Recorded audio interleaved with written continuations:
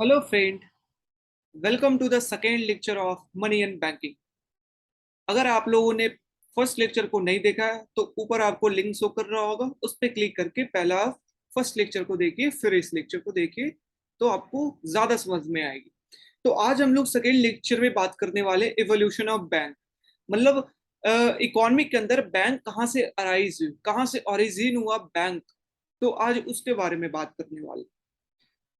तो हम लोगों ने फर्स्ट लेक्चर के अंदर देखा कि सबसे पहला जो है, सबसे पहले पुराने जमाने में पुराने जमाने में दैट इज रोमन एम्पायर वगैरह सबके भी पहले हमारा क्या कौन सा सिस्टम था? Barter system. कौन सा सिस्टम? बार्टर सिस्टम, यही थी। तो बार्टर सिस्टम में क्या हो रही थी कि गुड्स वन है, राइस है, और गुड टू अगर विट है, गुड टू अगर विट है, तो पुराने जमाने में क्या होती थी कि तुम राइस लो और मेरे को वीट दो, मतलब गुड्स और गुड्स की एक्सचेंज होती थी। इसी को बार्टर सिस्टम कहा जाता था, जो हम लोगों ने फर्स्ट लेक्चर में देखा। ओके, बट बैंक का काम क्या होता है? बैंक का काम होता है कि अगर किसी के पास ज्यादा कोई भी चीज आ गई तो उसको वो इंसान सेव करने के लिए सोचता है कि मैं फ्यूचर में जाकर के इसे यूज कर सकूं। तो वो सोचता है इसको सेव करूं, और सेव करने के लिए हमको क्या चाहिए? एक सेफ जगह चाहिए जहां पे रिस्क कम हो। वो सेफ जगह कौन प्रोवाइड करता है? बैंक प्रोवाइड करता है। तो बार्टर सिस्टम में क्या था कि बार्टर सिस्टम में सपोज ये गुड वन राइस बिहार के अंदर होती थी, और ये वीट जो है वो यूपी के अंदर होती थी। तो बिहार और यूपी के बीच में ऐसे कुछ ट्रेड चल रहा था। सपोज लेट मानते हैं कि बिहार के अंदर जो रेनफॉल है वो बहुत कम हुआ। रेनफॉल क्या हुआ? बहुत कम हुआ, लो रेनफॉल बिहार के अंदर। लेकिन यूपी के अंदर बहुत अच्छा रेनफॉल हुआ, ठीक है ना? That is high rainfall, high rain. अब आप बताइए कि अगर खराब बारिश कम हुई है तो बिहार के अंदर राइस की प्रोडक्शन क्या हो जाएगी? कम ना हो जाएगी? यस और नो? यस। अगर बारिश अच्छी है यूपी के अंदर तो वीट की प्रोडक्शन क्या हो जाएगी? अच्छी ना हो जाएगी? ज्यादा होगी। ओके, तो वीट की प्रोडक्शन एक जगह ज्यादा हो गई और राइस की एक जगह कम हो गई।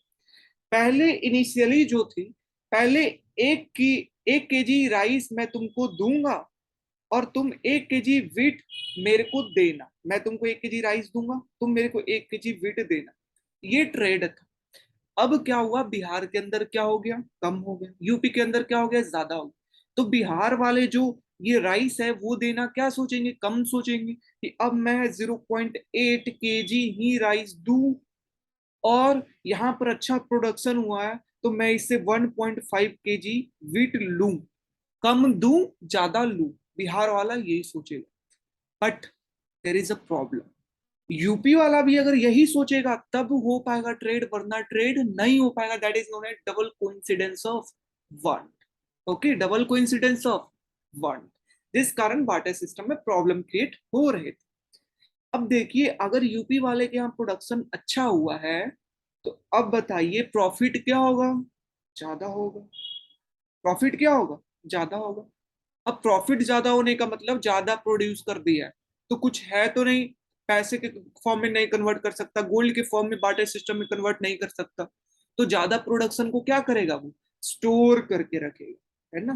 क्या करके रखेगा? स्टोर करके रखेगा। ज्यादा जो प्रोडक्शन किया ये स्टोर करेगा फ्यूचर के लिए। तो स्टोर करेगा। अब बताइए वीट है, गेहूं है, गेहूं को स्टोर कर रहा है 4 महीने 5 महीने के लिए तो ठीक है, 1 सालों के लिए ठीक है, लेकिन 5 साल 10 सालों के लिए ये सेव कर सकता है? नहीं ना। क्यों? क्योंकि उसके अंदर चूहे लग सकते हैं, उसके वो खराब हो सकता है, इन्वायरमेंट से वो खराब हो सकता है। समझ रहे हो? तो दैट्स वाई हम लोग ये वीट जो है इसको स्टोर करना इजी चीज नहीं है ना? वेट को हम लोग स्टोर नहीं कर सकते लंबे टाइम के लिए, लॉन्ग टर्म के लिए हम लोग नहीं कर सकते हैं। आने वाले जनरेशन के लिए हम सेव करना चाहते हैं ताकि हमारे बाल बच्चों को काम आए, लेकिन सेव ही नहीं कर सकते वेट वगैरह सबको, क्योंकि वो लॉन्ग ड्यूरेबल नहीं है। उसके अंदर वो उसके अंदर मॉइस्चर लग जाएगी, उसके अंदर चूहे वगैरह जो भी है वो खराब हो जाए। दैट्स क्रिएट प्रॉब्लम, सेव नहीं कर सकते थे। इसी कारण रोमन एम्पायर के अंदर आया क्या, गोल्ड कॉइन्स। क्या आया, बिल्कुल कहानी की तरह बिल्कुल समझना है ये सब चीजों को। क्या आया, रोमन एम्पायर के अंदर हमारा क्या आया, गोल्ड कॉइन्स का ओरिजिन हुआ, इशू करना स्टार्ट हुआ गोल्ड कॉइन्स। गोल्ड कॉइन्स में क्या हुआ कि जो ये लॉन्ग टर्म में स्टोर नहीं कर सकते थे विट को, स्टोर इन वैल्यू जो थी प्रॉपर्टीज मनी की, वो बार्टर सिस्टम में अप्लाइड नहीं थी, वो गोल्ड कॉइन्स के आने की वजह से क्या हुआ, ये बिहार है, ये यूपी है, ये राइस, ये विट, तो हमारा जो ट्रेड हो रहा था कि बिहार वाले ने इसको क्या दिया, राइस दिया, तो इसको क्या मिल जाएगा, बिहार वाले को बदले में क्या मिलेगा, गोल्ड कॉइन्स मिल जाएगी। समझ रहे हो, गोल्ड कॉइन्स मिल जाएगी। वैसे ही अगर सेकेंड प्रोसेस में अगर यूपी वाले ने क्या दिया, क्या दिया, यूपी वाले ने वेट दिया, तो बिहार वाले इसे क्या देगा, बदले में गोल्ड कॉइन्स देगा, और आराम से ट्रेड हो सकता है। गेटिंग माय पॉइंट, हाँ। मतलब कि ट्रेड अगर कर रहे हैं तो यहाँ पर गोल्ड कॉइन्स दे रहा है, कोई गुड्स नहीं दे रहा है जिसको स्टोर करना मुश्किल है, क्या दे रहा है, गोल्ड कॉइन्स दे रहा है। अब यूपी वाले के पास अगर अगर रोमन एम्पायर के बाद अगर ज्यादा प्रोडक्शन हुआ हो, तो क्या होगा, ज्यादा प्रोडक्शन होना मतलब कि ये ट्रेड क्या करेगा, ज्यादा करेगा, प्रोडक्शन ज्यादा हुआ है, ट्रेड क्या करेगा, ज्यादा करेगा। ज्यादा ट्रेड का मतलब गोल्ड इसके पास क्या होगा, ज्यादा होगा। ज्यादा गोल्ड होगा तो स्टोर ये करना सोचेगा इस गोल्ड को, यस और नो, यस। ये क्या करना सोचा, स्टोर। अब स्टोर करने के लिए कोई भी इंसान सोचेगा कि मैं जो सेव किया हूं पैसे को, इसको मैं अच्छे तरीके से रखूं, सेफ जगह पे रखूं। ये जो मैंने सेव किया है पैसे को, इसको मैं सेफ जगह पे रखूं। बट पुराने जमाने में घर अच्छे नहीं होते थे, चोरी की संभावना ज्यादा होती थी, है ना। दैट्स वाई लोग घर में रखने से डरते थे। एक फार्मर घर में रखने से इस गोल्ड कॉइन्स को डरता था, क्योंकि गोल्ड कॉइन बहुत छोटा है, बहुत छोटा। That is 10 gold coins, 100 gold coins में उसका टोटल, उसका इनकम है, टोटल उसका प्रॉफिट है जो सेव कर, उसको चुराना बहुत ही आसान है ना, उसको चुराना बहुत ही आसान है। That's create problem for farmer. अब फार्मर सोच रहा है ये जो हमारा घर है, ये घर हमारा पैसे को रखने के लिए सही जगह नहीं है, क्योंकि रिस्की है, बहुत ज्यादा चोरी होने की संभावना है हमारे घर के अंदर, तो घर के अंदर हम गोल्ड नहीं रखेंगे। तो ये फार्मर सोचने लगा मैं गोल्ड को कहाँ रखूं, सेफ जगह। तो फार्मर सोचा कि हमारे पास सोसाइटी के अंदर, हमारे शहर के अंदर एक दुकान है, जो सुनार की एक दुकान है, गोल्ड स्मिथ की एक दुकान है, और वो कह रहा है कि मैं आपको, आप मेरे यहाँ आकर के गोल्ड कॉइन्स रख सकते हैं, अगर भुलाएगा गोल्ड कॉइन्स आपका तो वो मेरी जिम्मेवारी रहेगी। ठीक है, तो ये क्या, किसकी, गोल्ड स्मिथ की एक दुकान है ना, उस शहर के अंदर जहां पर फार्मर रहता था, एक एक सुनार की दुकान है। उसने कह रखा है, वो है कि मैं आपके गोल्ड को रखूंगा, बुलाएगा तो मेरा रिस्क रहेगा, आपको मैं पे करूंगा, बट आपको इसके रिस्पेक्ट में मैं कुछ सर्विस चार्ज लूंगा, कुछ आपसे कमीशन लूंगा, 1% का, 2% का मैं आपसे कमीशन लूंगा, ऐसा फॉर्म ऑफ सर्विस चार्ज के रूप में, क्योंकि आपके गोल्ड को रख रहा हूँ, रिस्क मेरा है बुलाने का, तो मैं कुछ तो चार्ज लूंगा। तो ये सर्विस चार्ज बोला, मैं सर्विस चार्ज लूंगा। तो फार्मर सोचा कि कुछ ये ले रहा है, अच्छी बात तो नहीं है, बट अगर घर में रखेंगे तो 100% चले जाने से अच्छा ना है कि 2-4% उसे दे दो और आराम से सेफ जगह पे रखो, वो सारा रिस्क ले रहा है गोल्ड स्मिथ। तो फार्मर ने सोचा चलो, जो भी गोल्ड कॉइन्स है मैं ला करके किसे दे देता हूँ, ये गोल्ड कॉइन्स को गोल्ड स्मिथ को ला करके दे देता। तो गोल्ड स्मिथ के पास आया, और ये गोल्ड स्मिथ ने क्या किया, अपनी तिजोरी के अंदर, इसके अंदर ये, अगर तिजोरी है इसका, दैट इज जहां पर वो गोल्ड को रखता है, वो अपने तिजोरी के अंदर ये गोल्ड को रखा। अभी तक स्टोरी समझ में आई क्या थी, हाँ, कि बार्टर सिस्टम के अंदर प्रोडक्शन ज्यादा होने के कारण क्या होगा, वो प्रोडक्शन को सेव करना चाहेगा लेकिन ज्यादा लंबे टाइम के लिए नहीं कर सकता, इसलिए हमारा क्या आया, हमारा फिर रोमन एम्पायर के बाद गोल्ड कॉइन्स आया, तो अब ज्यादा प्रोडक्शन है तो गोल्ड में सेव कर सकता है, लेकिन सेव करना इज मुश्किल इन होम, घर के अंदर सेव करना, गोल्ड को रखना मुश्किल क्रिएट कर रहा है, प्रॉब्लम क्रिएट कर रहा है फार्मर की। तो वो देखा अल्टरनेटिव ऑप्शन क्या है, देखा गोल्ड स्मिथ कुछ ऑफर दे रहा है ऐसे। गोल्ड स्मिथ के पास आया, गोल्ड स्मिथ के पास आकर के ये गोल्ड उसके लॉकर में जमा कर। ओके, हाँ, ये स्टोरी। ओके, बट अब क्या है कि अब जानिए कि फार्मर जो है, और ये हमारा क्या है, गोल्ड स्मिथ, गोल्ड स्मिथ सुना। तो फार्मर और गोल्ड स्मिथ में क्या हुआ कि फार्मर को ने क्या दिया, गोल्ड स्मिथ को गोल्ड कॉइन्स दिया, समझ रहे हो। और बदले में गोल्ड स्मिथ, अब देखो गोल्ड कॉइन्स दे दिया, फार्मर चला गया। फिर फिर फार्मर सोचा कि मैंने तो उसको सोना दे दिया। अब फ्यूचर में जाकर के वो गोल्ड स्मिथ बोले नहीं, आप आपका सोना मेरे पास है ही नहीं। तब क्या करेगा फार्मर, कुछ तो प्रमाण चाहिए ताकि फ्यूचर में आकर के अगर मांगे तो मैं रिस्पॉन्सिबल रहे वो देने के लिए, समझ रहे हो ना। फ्यूचर में अगर मैं उससे मांगने जाऊं तो वो रिस्पॉन्सिबल हो देने के लिए, तो कुछ तो चाहिए, प्रमाण सबूत कुछ तो होना चाहिए। तो फार्मर ने सोचा, तो फार्मर गोल्ड स्मिथ को जाकर के बोलता है कि देखिए, आपको मैंने सोना दिया, जब जब भविष्य में मांगने के लिए आएंगे तो आप देंगे या नहीं देंगे पता नहीं मेरे को। इसलिए आप मेरे को एक पेज के ऊपर लिख करके दे दीजिए कि मैं आपको इतना सोना दिया हूं, ये नाम, और आप पेज के ऊपर लिख करके सिग्नेचर करके आप दे दीजिए। तो बदले में फार्मर को क्या दे दिया गया गोल्ड स्मिथ के द्वारा, पेपर। इस पेपर के ऊपर लिखा हुआ था कि गोल्ड स्मिथ ने, फार्मर ने 100 ग्राम सोना दे रखा है गोल्ड स्मिथ, और अगर भविष्य में आएगा तो गोल्ड स्मिथ को देना पड़ेगा 2% सर्विस चार्ज काट करके। गेटिंग माई पॉइंट, हाँ। अब उसी तरीके से इकोनॉमी के अंदर एक फार्मर तो नहीं होंगे, उसी तरीके से फार्मर नंबर 1, फार्मर नंबर 2, 3, ऐसे ही बहुत सारे फार्मर होंगे। वो देखेंगे घर में रखना मुश्किल है, ये आएंगे किसके पास, फिर से गोल्ड स्मिथ के पास आएंगे, गोल्ड स्मिथ के पास आएंगे, और वही चीज, और गोल्ड स्मिथ इनको बदले में क्या देगा, पेपर दे देगा, क्या देगा, पेपर देगा, समझ रहे हो। तो गोल्ड स्मिथ यहाँ पर क्या कर रहा है, जो भी ये सब सेव करके रखे हैं वो जमा कर रहा है गोल्ड स्मिथ, और बदले में क्या दे रहा है, पेपर दे रहा है। तो सेम तरीके से आप अगर पैसे बचाते हैं कहाँ रखते हैं, बैंक के अंदर जाकर के रखते हैं सेफ तरीके से, है ना। इसलिए सेम तरीके से हम लोग कह सकते हैं गोल्ड स्मिथ बैंक की तरह का काम कर, बैंक की तरीके का काम कर रहा है। कौन, गोल्ड स्मिथ, समझ रहे हो। तो सुनार, बिल्कुल सुनार से स्टार्ट ओरिजिन हुआ किसका, बैंक। ठीक है, तो ये चीज।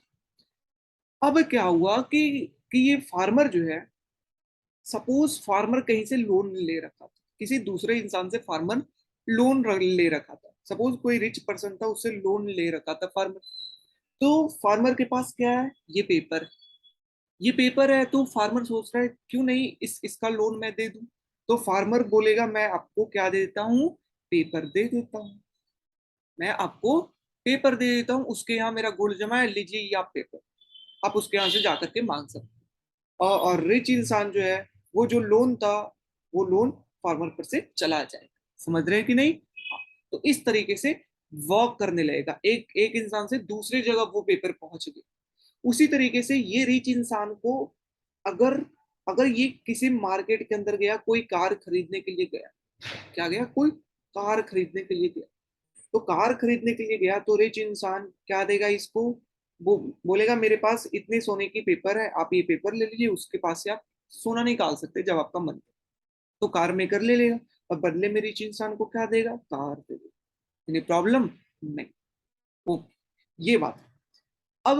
अब सपोज हम लोग मानते हैं कि जो कार वाला का जो ऑनर था, जो जिसका कंपनी था, फैक्ट्री, उसके घर में शादी हो गई, क्या हुई, शादी है, इसके घर में मैरिज है, मैरिज। तो ये जो कार ऑनर है वो क्या किया, ये जो पेपर है वो अपने बेटे या बेटी को गिफ्ट कर दिया, क्या किया, गिफ्ट कर दिया, कि जाओ उसके यहाँ, ये इतने सुनार के यहाँ रखा हुआ है इतना गोल्ड, तुमको जब जरूरत हो तुम उस गोल्ड को यूज करना। तो क्या कर दिया, गिफ्ट कर दिया इसको, अपने सन को, ठीक है ना, गिफ्ट कर दिया कार ऑनर। ओके, अब क्या हुआ, शादी होने के बाद 3 से 4 सालों के बाद ये जो सन है, सपोज क्या हो गया, ये जिसके पास शादी हुई थी, उसका बिजनेस बिल्कुल डाउन चलने लगा, बिल्कुल ठप हो गया, और इसे पैसे की जरूरत होने लगी। अब इसे पैसे की जरूरत होने लगी तो इसने सोचा, अरे पापा ने मेरे को दिया था शादी के टाइम पे गिफ्ट, क्यों ना इस गिफ्ट को अब इस्तेमाल किया जाए खराब टाइम में। ओके, तो इस गिफ्ट को इस्तेमाल करने के लिए ये कहाँ लेकर के आएगा, इस चीज को हमारा लेकर के आएगा गोल्ड स्मिथ के पास। कहाँ लेके आएगा, गोल्ड स्मिथ के पास, इस पेपर को। और गोल्ड स्मिथ को कहेगा कि देखिए ये आपका पेपर है, ठीक है, इसके ऊपर नाम लिखा हुआ है, आप इसे पूछ लीजिए कॉल करके, ये आपको जैसे पूछना है पूछ लीजिए, और फिर और आप बदले में मेरे को गोल्ड कॉइन्स दीजिए।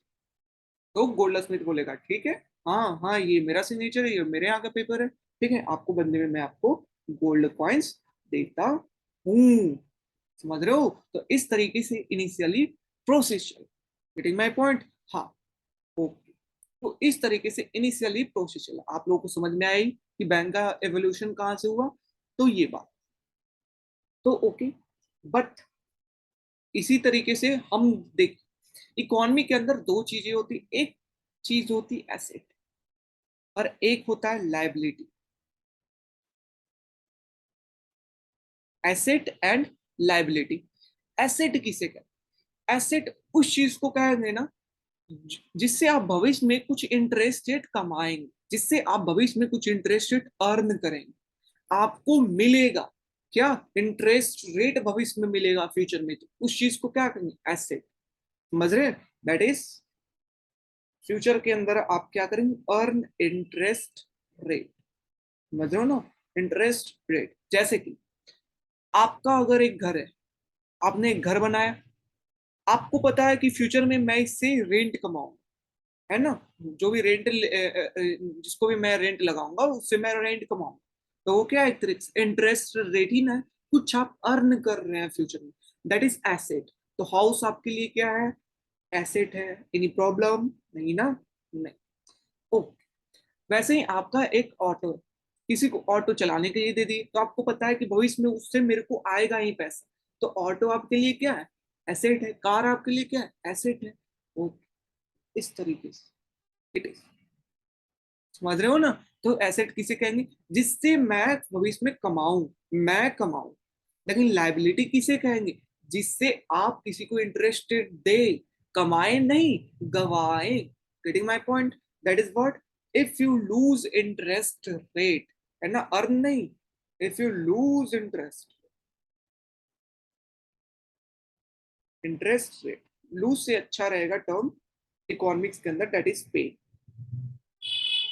If you pay interest, not earn, pay, आप किसी को दे रहे हैं, यहाँ पर अर्न कर रहे थे कब, जब आप किसी को अर्न कर सकते, जब आप किसी को लोन दे, लोन दे, तब आप अर्न कर सकते हैं उस इंसान से कि अब वो आपको इंटरेस्ट रेट के साथ आपको पैसा देगा। लेकिन लाइबिलिटी का मतलब आप पे कर रहे हैं, पे कर रहे हैं मतलब कि लोन ले। गेटिंग माई पॉइंट, हाँ, लोन ले।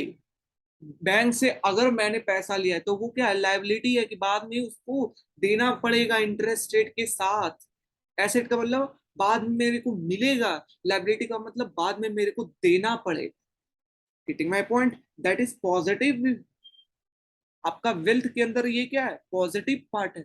लाइबिलिटी आपके वेल्थ के अंदर क्या है, निगेटिव पार्ट। आपको देना है फ्यूचर में वो चीज, आपने, आप अगर किसी से कर्ज लिए, डेप्थ लिए, आपको पे करना है, दैट इज लाइबिलिटी आपके लिए। Getting my point. उसी तरीके से गोल्ड स्मिथ, दैट इज जो कि बैंक है, बैंक के पास भी क्या होता है, आपके जिंदगी भी के अंदर भी आपको कुछ, आप कुछ कमाते हैं और आप कुछ गवाते हैं आपकी जिंदगी के अंदर। वैसे ही बैंक का भी क्या होता है, कुछ एसेट होता है जिससे बैंक कमाता है, अर्न इंटरेस्ट रेट, और कुछ लाइबिलिटी जिसे बैंक को देना पड़ता है। Getting my point. ओके, तो अब क्या हुआ कि सपोज हमारा, सपोज हम अब हमारा कहानी क्या था कि फार्मर जो है वो गोल्ड स्मिथ के पास आता है गोल्ड लेकर के। सपोज हम लोग मानते हैं कि गोल्ड की वैल्यू डॉलर में रिप्रेजेंट कर रहे हैं, सपोज गोल्ड की वैल्यू $75 है। ठीक है, $75 ये लेकर के आया गोल्ड स्मिथ के पास। कितना? $75। $75 ये लेकर के आया गोल्ड स्मिथ के पास। तो गोल्ड स्मिथ ने क्या दे दिया? पेपर दे दिया। ओके। हाँ। तो ये गोल्ड जब लाया होगा तो गोल्ड स्मिथ कहाँ जा करके रखा होगा? ये अपने तिजोरी के अंदर रखा होगा, हाँ या ना? हाँ। अब ये तिजोरी के अंदर रखना मतलब क्या है? ये रिजर्व। क्या है? रिजर्व। अब रिजर्व है मतलब वो 75 $75 अगर किसके पास है? गोल्ड स्मिथ के पास है, तो उससे वो कुछ भी कर सकता है ना?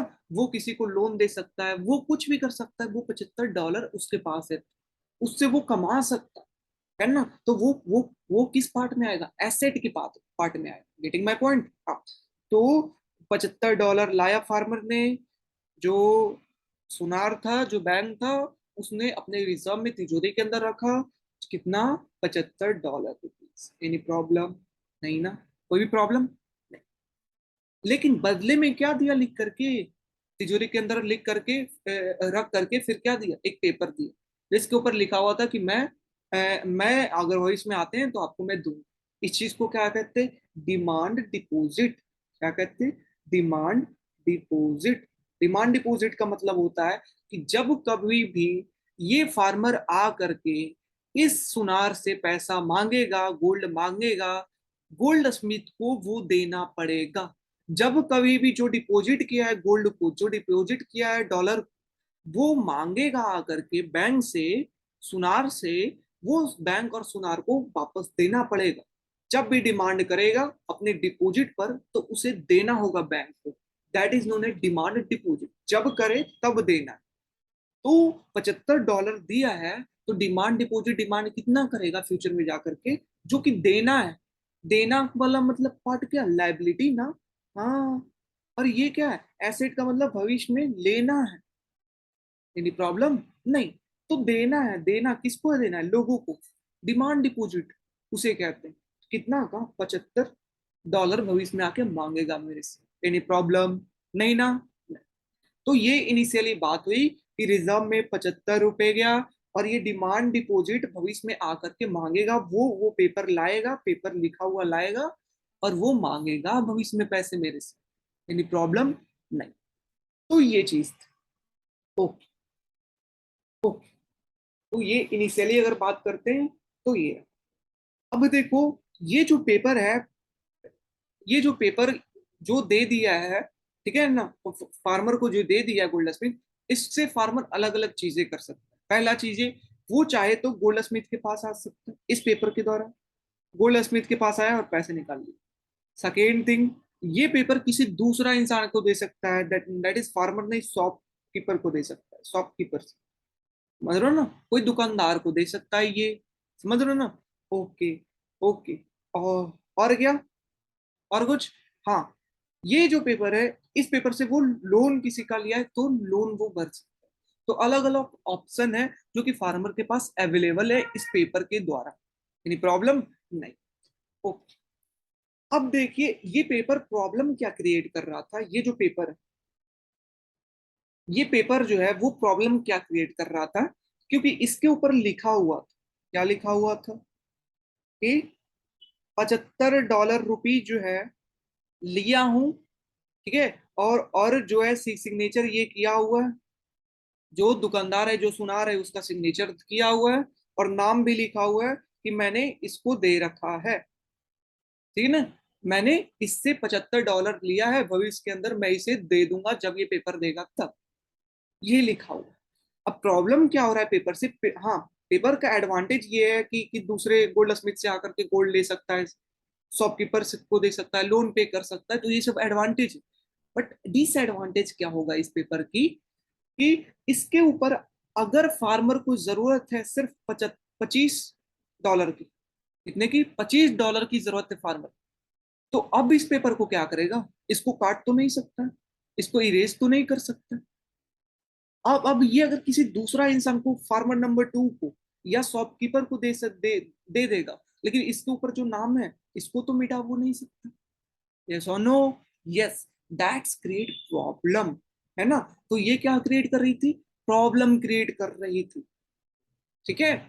मतलब सेम तरीके से ये पेपर जो है चेक की तरह काम कर रहा है। चेक में भी तो यही होता है कि चेक के ऊपर लिखा रहता है कितना अमाउंट है, नाम क्या है। अब एक बार अमाउंट और नाम अगर चेक के ऊपर लिख दिया गया तो क्या हम लोग उसे इरेज कर सकते हैं? क्या वो चेक वैलिड होगा? क्या छोटे अमाउंट अगर 1 लाख रुपया लिख दिया गया तो क्या उसको हम लोग 10,000 रुपये 5,000 रुपये बना सकते हैं? नहीं ना, न्यू चेक चाहिए मेरे को, है ना। न्यू न्यू नाम उस पे उसके ऊपर लिख दिया गया तो क्या हम बदल सकते हैं? नहीं ना। That's create problem. जो कि पेपर, जो कि सेम चीज है चेक की तरह। तो चेकेबल डिपॉजिट के अंदर ये प्रॉब्लम हो रही थी। चेकेबल डिपॉजिट के अंदर ये प्रॉब्लम हो। अब इस प्रॉब्लम को सॉल्व करने के लिए क्या आया? फार्मर जो है फिर से आया किसके पास?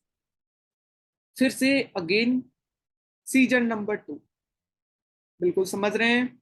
देखिए, वो बोला ना स्टार्टिंग में, ये बोला कि स्टेप वाइज एक कहानी है, उस कहानी को समझना है। वेरी वेरी इंपॉर्टेंट कहानी, समझ रहे हो ना। बहुत इंपॉर्टेंट है, बैंक का पूरा फंक्शन समझ में आ जाएगा अच्छे तरीके। सीजन नंबर 2 में क्या हुआ कि फिर से फार्मर को क्या हुआ? प्रोडक्शन अच्छा हुआ। जो यूपी वाले फार्मर है, फिर से रेनफॉल अच्छा हुआ। रेनफॉल अच्छा हुआ जिसके कारण प्रोडक्शन क्या हुआ? प्रोडक्शन क्या हुआ? अच्छा हुआ। प्रोडक्शन अच्छा होने के कारण उसके पास गोल्ड जो है वो अब क्या है? अच्छा जाता है गोल्ड, है ना। तो फिर से ये किसके पास आएगा? गोल्ड जो फार्मर है, फिर से आएगा ये फार्मर जो है लेकर के आएगा किसके पास? बताइए, गोल्ड स्मिथ के पास, बैंक के पास लाएगा। और दैट इज सपोज मानते हैं $25 लेकर के आए। मतलब मतलब गोल्ड के टर्म में बात कर रहे हैं लेकिन हम लोग डॉलर के टर्म में कन्वर्ट कर ले रहे हैं ताकि यूनिट रिप्रेजेंट हो। दैट इज 25 ग्राम या $25 लेकर के आया, जो सेकेंड सीजन में इसको प्रॉफिट हुआ गोल्ड स्मिथ के पास। अब गोल्ड स्मिथ इसको क्या दे रहा था? पेपर दे रहा था, पेपर पे लिखा हुआ, जो कि पिछली बार भी दिया था। बट फार्मर बोलेगा कि देखिए, आपने जो ये पहले मेरे को जो जो पेपर दिया था, चेकेबल डिपॉजिट दिया था, उसको हम छोटे अमाउंट में कन्वर्ट नहीं कर सकते। अगर नाम लिखा हुआ है तो दूसरे को देने में परेशानी होती है क्योंकि उसके ऊपर मेरा नाम है। इस कारण आप चेकेबल डिपॉजिट नहीं दीजिए, आप मेरे को बदले में नोट्स दे दीजिए। क्या दे दीजिए? नोट्स दे दीजिए, बैंक नोट्स। दैट इज, आप नोट्स दे दीजिए, $1 की नोट्स दे दीजिए। आपका वहां पर सिग्नेचर रहेगा, नाम वगैरह सब कुछ नहीं लिखिएगा। आप नोट्स दीजिए। जो जो आपके पास नोट्स होता है तो वहां पर देखते हैं रुपीज लिखा हुआ रहता है, आरबीआई के गवर्नर का सिग्नेचर किया हुआ रहता है ना, गवर्नमेंट ऑफ इंडिया का टैग लगा हुआ होता है ना, प्रॉमिस किया जाता है, नाम नहीं लिखा जाता। Getting my point? ये चीज बोला गया ताकि ये लंबे टाइम के लिए मैं एक तो ये एडवांटेज क्या होगा? एक तो ये छोटा अमाउंट है, छोटा अमाउंट है तो आराम से कहीं भी कहीं भी चाहे तो हम लोग ट्रेड कर सकते हैं इजिली वे में। सेकेंड चीज, कोई भी इसे एक्सेप्ट करेगा क्योंकि नाम नहीं लिखा हुआ है मेरे। क्योंकि वो भी जानता है कि एक बार मैंने लिया, नाम नहीं लिखा हुआ है, तो मैं भी किसी दूसरों को दे सकता हूँ। समझ रहे हो? तो वो बोला कि आप मेरे को पेपर नहीं दीजिए, आप मेरे को क्या दे दीजिए? बैंक नोट्स दे दीजिए। Getting my point? हाँ। तो फिर से बैंक का पार्ट क्या है? एसेट है। और क्या है? लाइबिलिटी। ओके। तो $25 ये लाया होगा फार्मर, तो कहाँ? फिर से तिजोरी के अंदर खोला होगा, तिजोरी के अंदर फिर से रखा होगा। ओके। तिजोरी को क्या कहेंगे? रिजर्व। तो पहले से कितना था? $75। अब 75 और अब 25 और लाया तो कितना हो गया? 75। 25 मिलकर कितना हो गया? $100 की रिजर्व। Any problem? नहीं। $100 क्या हो गया? रिजर्व के अंदर हो गया। दैट इज एसेट का पार्ट।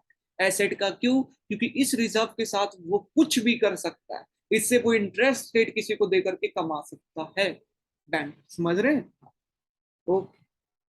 अब अब लाइबिलिटी का, लाइबिलिटी कितनी हो जाएगी? पहला डिमांड डिपॉजिट कितना था हमारा? डिमांड डिपॉजिट मतलब जब जब लोग चेक ला करके देंगे तो डिमांड जब करेंगे तब हमें उनको देना पड़ेगा पैसा। कितना?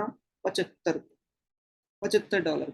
लेकिन बाकी जो $25 है, $25 उसका तो करेंसी इशू इशू हो गया, बैंक नोट्स इशू करने के लिए ने कहा। तो यहाँ पर बाकी 75 का क्या हो गया? Bank notes issue. Bank notes liability के पार्ट में क्यों आई? क्योंकि जो जो भी कोई भी $1 लेकर के आएगा इस सुनार के पास, उसको $1 के बदले में उसको उतना का गोल्ड दे दिया जाए। यस और नो? That's why liability. कोई अगर $1 कोई लेकर के आया भविष्य में, तो लाइबल होगा देने के लिए कौन? जो हमारा सुनार है, क्योंकि उसका उसके ऊपर सिग्नेचर है। Getting my point? That's why liable, कि इसको बाद में पे करना है, देना है, ऐसे मतलब लेना है, रिजर्व इसने लिया। ओके। तो यहाँ पर भी टोटल अगर देखा जाए लाइबिलिटी तो कितना? 100। Any problem? ओके। अब देखिए, एक होता है 100% रिजर्व बैंकिंग। क्या होता है 100% रिजर्व बैंक? 100% रिजर्व बैंकिंग का मतलब क्या हुआ? 100% रिजर्व बैंकिंग का मतलब हुआ है कि लोगों ने जितना पैसा जमा किया है, या जितना जितना बैंक का लाइबिलिटी है, कितना बैंक का लाइबिलिटी है? $100। उतना बैंक के पास रिजर्व में होना चाहिए। जितना बैंक का लाइबिलिटी है, कितना का? डिमांड डिपॉजिट 75 का, बैंक नोट्स 25 का, टोटल 100 का, $100 का, उतना रिजर्व में होना चाहिए। मतलब अगर लोग आते हैं ये $100 मांगने के लिए, तो बैंक के पास $100 होनी चाहिए। समझ रहे हो? मतलब अगर बात करें कि बैंक का जो लाइबिलिटी है, लाइबिलिटी ऑफ बैंक जो है, वो होना चाहिए बिल्कुल जितना रिजर्व। समझ रहे हो ना? जो लाइबिलिटी है बैंक की इज इक्वल टू रिजर्व होना चाहिए। इस चीज को क्या कहते हैं? 100% रिजर्व बैंकिंग। मतलब कि लोग कभी भी मांगने के लिए आएंगे, तो हमेशा वो तिजोरी के अंदर वो पैसे रखे हुए रहेंगे। कितने भी लोग, सभी लोग आ जाए मांगने के लिए, पूरे पैसे मांगने के लिए आ जाए, तिजोरी के अंदर पूरा पैसा रखा हुआ है, वो दे दे, सुनार देने के लिए रेडी है। मतलब पूरा पैसा, एक फार्मर आया कोई सपोज कोविड आ गया, कोविड के अंदर फार्मर आया पैसे मांगने के लिए, तो पूरा पैसा वो दे दे। उसके अंदर पूरा रिजर्व था जितना फार्मर ने दे रखा। इसे कहते हैं 100% रिजर्व बैंकिंग। जितना बैंक का लाइबिलिटी है, उतना बैंक का रिजर्व है, सेम रिजर्व है। Okay.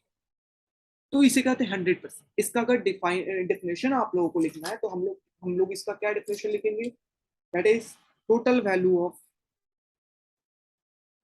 Total value of outstanding bank notes and demand deposit. ठीक है? मतलब टोटल वैल्यू किसका? जितना बैंक नोट्स है और जितना डिमांड डिपॉजिट है, इसका टोटल वैल्यू होना चाहिए रिजर्व के अंदर। उसे कहते हैं 100% रिजर्व बैंकिंग। Any problem? नहीं।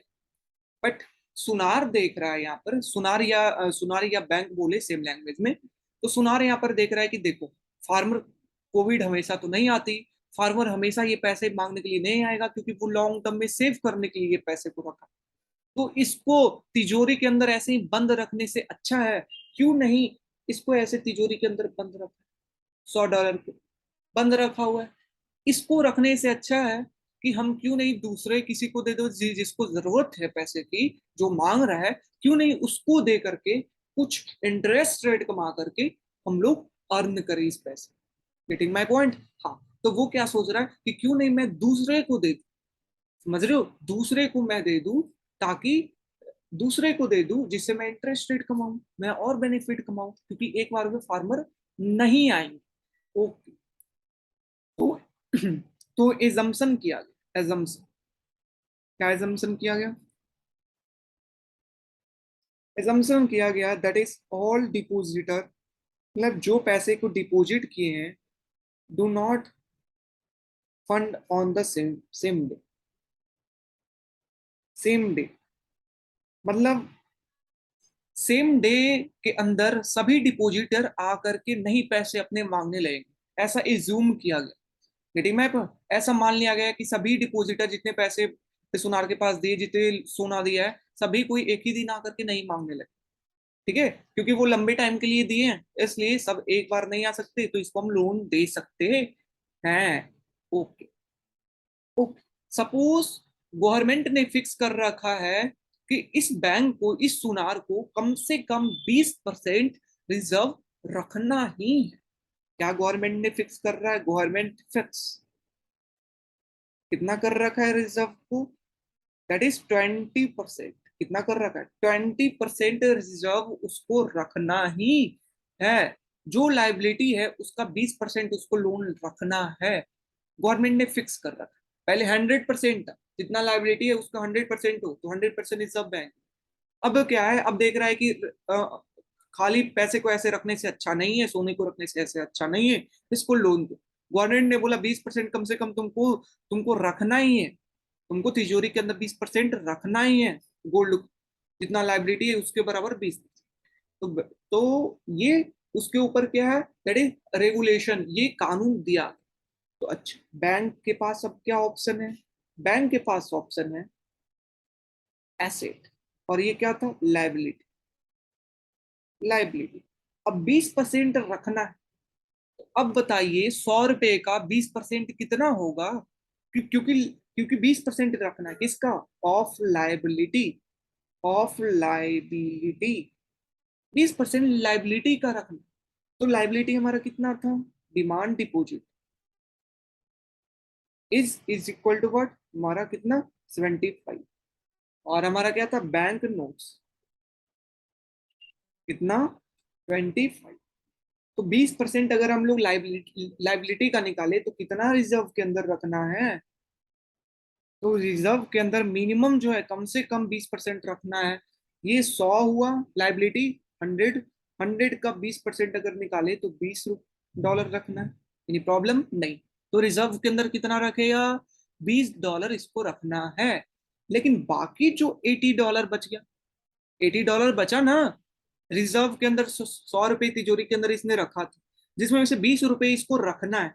बाकी $80 को ये क्या करेगा, जो बाकी जो $80 है इसको ये क्या करेगा, लोन दे सकता है $80 को, तेरी प्रॉब्लम नहीं।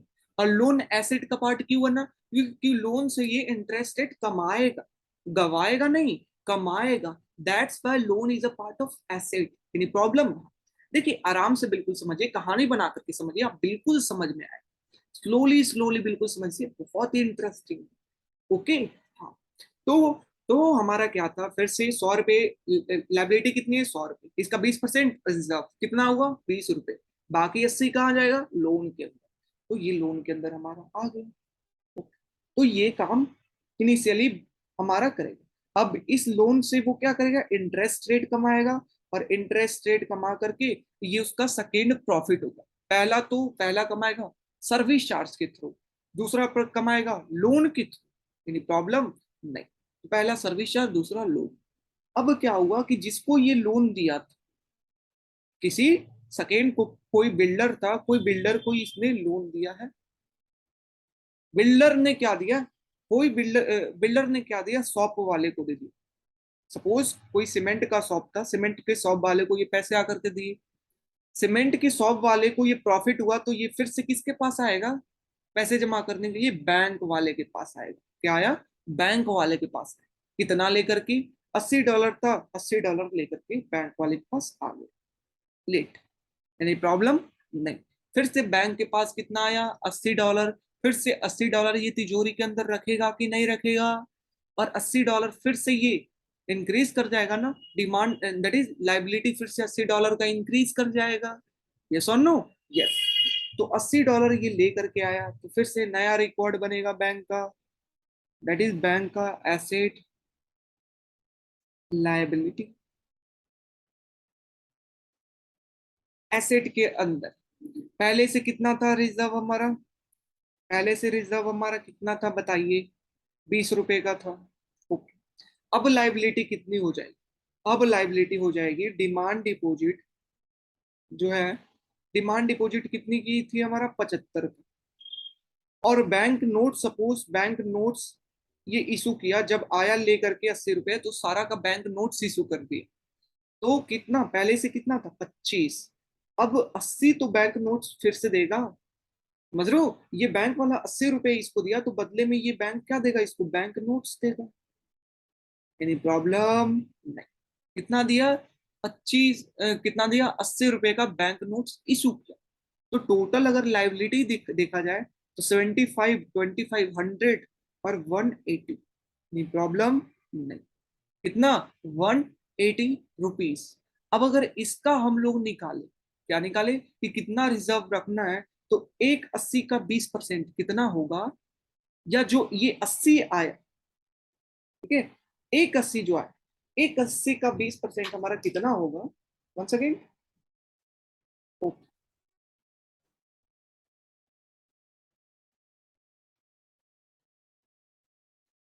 वन सेकेंड प्लीज, मैं देख ले रहा हूँ।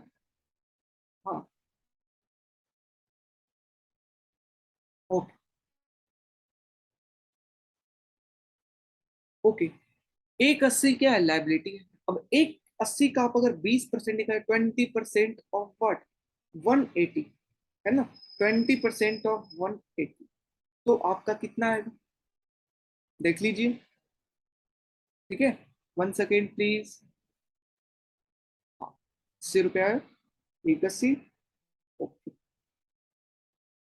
ओके, हाँ, ओके। तो हमारा कितना आएगा, अब रिजर्व कितना आएगा, हमारा हमारा कितना होना चाहिए, 20% अगर इसका निकालेंगे तो कितना आएगा, 80 का अगर 20%, 80 रुपया ना लाया, तो 80 रुपए का 20% निकालिए, कितना होगा, 20%, 80 रुपए का कितना होगा, 20 रुपए फिर से लाया, तो 20 रुपए का 20% रिजर्व में रखना है, तो 20 रुपए का कितना होगा, 20%, 8 होगा, 10%, 16 होगा, 20%, यानी प्रॉब्लम नहीं। तो रिजर्व के अंदर कितना रखना है, 36 रुपए रखनी है अब। लेकिन बाकी का क्या करेगा, लोन देगा, बाकी का क्या करेगा, लोन देगा, कितना का लोन देगा, पहले कितना का लोन दे रहा था ये बताइए, पहले 20 रुपए रिजर्व में रख रहा था, तो 80 रुपए का लोन दे रहा था, ये सुन, यही तो ऊपर है, 80 रुपए का लोन दे रहा था पहले।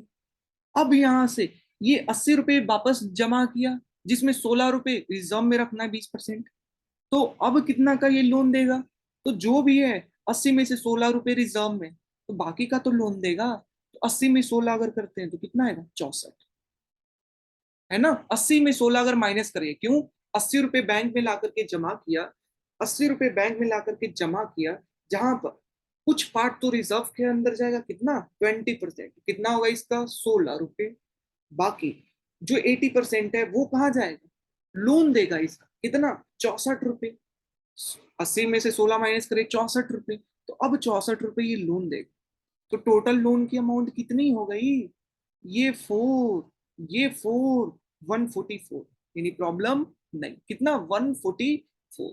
तो अगर हम लोग अच्छे से लिखे, हमारा अब रिजर्व कितना हो गया है, $36 का, लोन कितना हो गया है, $144 का, ओके। डिमांड डिपॉजिट कितना हो गया है, बताइए, डिमांड डिपॉजिट कितना हो गया है, $75 का। अगर बैंक नोट्स कितना हो गया है, नोट्स कितना इशू किया है, तो पहले 25 और फिर से 80, तो 25 और 80 कितना होगा, 105, एनी प्रॉब्लम, ये चीज। अब फिर से स्टोरी में क्या, 64, ये जो लोन दिया है, किसी को कितना दिया था इस बार लोन, 64 का लोन दिया था।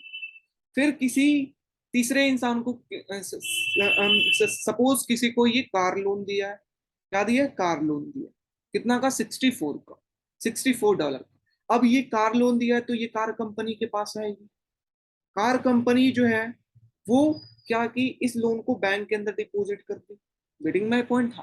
फिर से ये $64 क्या है, बैंक के अंदर आ गई, एनी प्रॉब्लम नहीं। फिर से बैंक जो है वो क्या, चाहे तो डिमांड डिपॉजिट कर सकता है, चाहे बैंक नोट्स इशू इशू कर सकता है, एनी प्रॉब्लम नहीं, दोनों काम कर सकता है जो मन करे। तो अब बताइए, फिर से बैंक के पास कितना आ गया, 64 आ गया, कितना आ गया, ₹64 फिर से आ गया।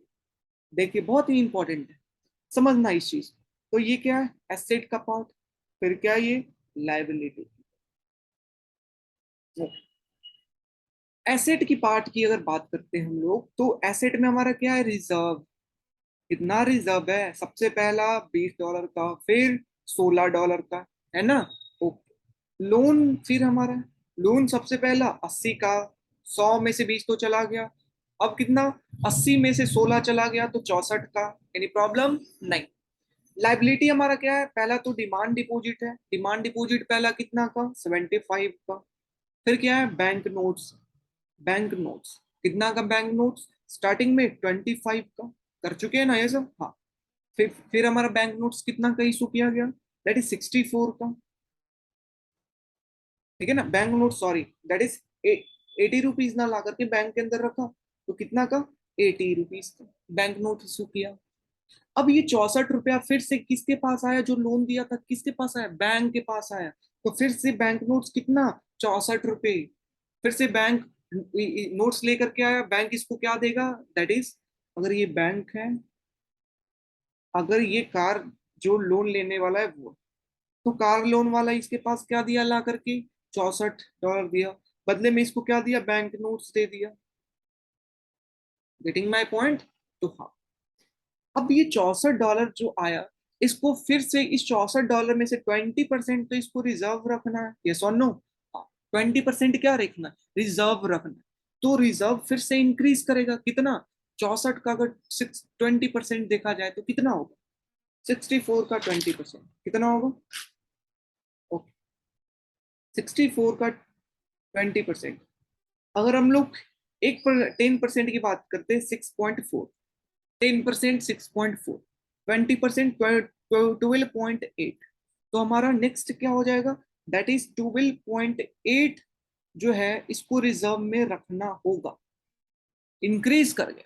तो 12.8 अगर इसका रिजर्व इंक्रीज किया, तो बाकी जो 64 में से 12.8 को घटाइए, वो क्या होगा, लोन देगा, यस और नो। यस, वही सेम स्टोरी कि 64 हुआ है, आया है, जो तिजोरी के अंदर है, सरकार के द्वारा कहा गया 12.8, तो बाकी का क्या ये देगा, लोन देगा, कितना होगा, that is 52, that is 51.2। Any problem, नहीं, मतलब ये लोन अब कितना का देगा, 51.2 का फिर से ये लोन देगा, ओके। हाँ, तो रिजर्व हमारा कितना हो गया, रिजर्व हमारा सबसे पहला रिजर्व हमारा कितना का, 20 का 20%, फिर कितना का, 16 का, फिर कितना का, 12.5, सॉरी 8। लोन कितना का दे रहा है ये, लोन दे रहा है सबसे पहला लोन 80 का, दूसरा लोन 64 का, तीसरा लोन 51 का, ओके। फिर डिमांड डिपॉजिट हमारा कितना था, 75। बैंक नोट्स हमारा कितना हो गया, बैंक नोट्स हमारा कितना हो गया, दैट इज स्टार्टिंग में कितना का, 25 का, फिर 80 लाया, फिर फिर कितना लाया, 64। तो ये बैंक नोट्स हो, एनी प्रॉब्लम, नहीं। तो ये चीजें, दैट इज, फिर 64 लाए, ओके। तो ये चीजें हम लोग, ये स्टेप को आप लोग समझ रहे हैं क्या होता है। फिर से स्टेप अगर हम लोग देखें, फिर से एक बार स्टेप आप लोगों को समझा दिया जाता है कि सबसे पहला, कोई पैसे को लाए, कोई पैसे को लाया, तो बैंक उसको क्या देगी, बैंक इसको उसको डिमांड डिपॉजिट या नोट्स देगी, समझ रहे हो, बैंक उसको नोट्स या डिमांड डिपॉजिट देगी, तो बैंक इसको डिमांड डिपॉजिट या नोट्स दे देगी। और वो पैसा कहाँ जाएगा, रिजर्व के अंदर जाएगा, जो एसेट का पार्ट है, और ये लाइबिलिटी का पार्ट है। एनी प्रॉब्लम, नहीं। तो पहले 100 रुपए लाइबिलिटी थी, 100 रुपए एसेट थी जो रिजर्व में थी, और इधर बैंक नोट्स और डिमांड डिपॉजिट के फॉर्म में। अब ये 100 रुपए में से बोला गया कि अगर 100 रुपए है liability, liability is equal to जितना रिजर्व है, तो 100%, बट यहाँ पर 100% नहीं, कितना बोला गया, 20% रखना है गवर्नमेंट के द्वारा। तो बाकी का, तो रिजर्व कितना, 100 में से 20% रखना है, तो 20 रुपीज, बाकी का क्या देगा, लोन देगा। और इधर जैसे था वैसे है, समझ रहे हो ना, इधर जैसे है वैसे है। तो यहाँ कर पर देखा जाए तो एसेट कितना है, 20 80, दैट इज 100, और लाइबिलिटी भी इधर कितना है, 100। Asset is equal to liability, जो कि बैंक का हमेशा होना चाहिए, एसेट और लाइबिलिटी मैच करना चाहिए। अगर मैच नहीं कर रहा है, मतलब कोई प्रॉब्लम है बैंक के अंदर, ज्यादा ज्यादा अपने दोस्तों को लोन दे रखा है जो उसको दे ही नहीं रहे हैं, इस कारण लाइबिलिटी ज्यादा हो गई उसकी। Getting my point. तो ये चीज दोनों मैच करना चाहिए हर केस, ओके। तो ये लोन दिया कितना का, 80 का, फिर ये 80 आएगा इसके पास, हाँ, 80 फिर से इसके पास आएगा, तो 80 किधर ऐड होगा, इस पॉइंट पर। फिर से बैंक बैंक इसको बैंक नोट्स या डिमांड डिपॉजिट देगी, तो इस पोर्शन में ऐड होगा। और साथ में बैंक क्या करेगी, अपनी रिजर्व के अंदर रखेगी कितनी, 80 में से 20%, 80 का 20% कितना होगा, 16। बाकी का क्या करेगी, लोन देगी, कितनी की लोन देगी, 16, तो रिजर्व में है, बाकी का लोन 64, 64 का लोन। तो अगर आप ये दोनों का सम करें, रिजर्व और लोन, दैट इज 144 और 36 तो कितना आता है 180, और इधर अगर सम आप करें तो इधर भी कितना है 180। तो देख रहे हैं एसेट और लाइबिलिटी क्या कर रहा है, मैच कर रहा है। समझ रहे हैं ना? हाँ, तो ये होना चाहिए बैंक के पास। नहीं है मतलब कोई प्रॉब्लम, कोई वो किया, दैट इज नीरव मोदी को दे दिया है ना? तो ये चीज ओके। फिर से ये 64 का लोन दिया। अब ये लोन दिया तो फिर से किसके पास आएगा, बैंक के पास आएगा। किधर आएगा, इस पोर्शन में आएगा, लाइबिलिटी के पोर्शन। वाई? बिकॉज बैंक उसको नोट इश्यू करेगी नहीं, तो डिमांड डिपॉजिट। तो ये बैंक इधर पोर्शन में आया। तो फिर से ये 64 जो है इधर देखिए, इस पोर्शन में आ गया 64। फिर से 64 इस पोर्शन में आने के बाद बैंक ने उसको तो नोट्स दे दिया, और बाकी 64 को कहाँ रखेगा, अपना तिजोरी के अंदर। फिर से रिजर्व की तिजोरी के अंदर 64, लेकिन रखना कितना है, 20% का। तो 64 का 20% 12.8। गेटिंग माई पॉइंट था। लोन कितना का देगा, 12.8 हटाइए तो कितना आ जाएगा, 64 में से 12.8 दैट इज 51.2 का क्या देगा, लोन देगा 51.2 का। रिजर्व के अंदर 12.8। अगर अभी भी अगर इसको सम किया जाए सभी को, तो दोनों साइड क्या आएगा, इक्वल आएगा। गेटिंग माई पॉइंट, यस और नो? यस। अगर आप सम करके देख लीजिएगा, आपका दोनों का वैल्यू बिल्कुल सेम आएगा।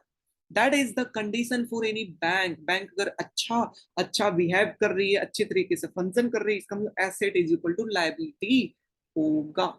किसी को अगर कंफ्यूजन है तो हमेशा ये समझना कि जो भी बैंक इनिशियली जो है, जो 20% कहा गया है, तो 100 में से 20% रखना है, 20 रखा, बाकी 80 का लोन दिया।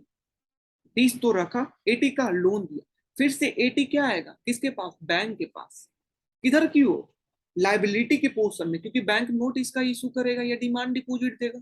तो 80 आ गया। फिर 80 में से 20% इसका रखना है, तो कितना, 16। बाकी का फिर से क्या देगा, लोन देगा, कितना, 64। फिर क्या आएगा, ये बैंक के पास आएगा, कितना, 64। फिर से ये 64 का क्या इशू करेगा, बैंक नोट्स, और ये तो इसका लाइबिलिटी के फॉर्म में।